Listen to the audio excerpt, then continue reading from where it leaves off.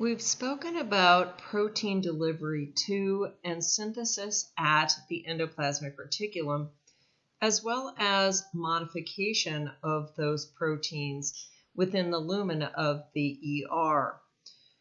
The vast majority of those proteins that are synthesized at the ER are transported by vesicles through the secretory pathway and end up either at the cell surface, outside the cell, or, as we've spoken about, potentially within or at the lysosome. A lot of things have to happen at the ER, and we've learned about those modifications, protein folding, even delivery to the ER, and the proteins that are involved in all of those processes. The proteins involved in those processes must resist traveling through the secretory pathway and must be retained in the ER. How does this happen?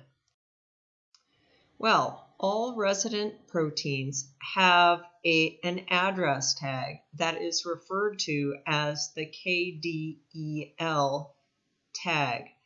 That may sound like a radio call sign for those of you who still listen to the radio, but in fact, KDEL stands for 4 amino acids: lysine, aspartic acid, glutamic acid, leucine, and these 4 amino acids are at the extreme carboxyl terminal ends of all resident ER proteins.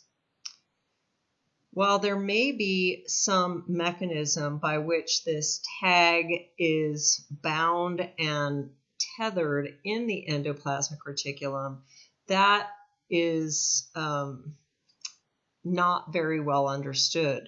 What we do understand is that there is a way to return these ER proteins that might tend to travel through the secretory pathway. In this diagram, the protein with the KDEL tag that is supposed to be a resident ER protein has quote-unquote escaped and found its way to the Golgi. There are in the Golgi KDEL receptors.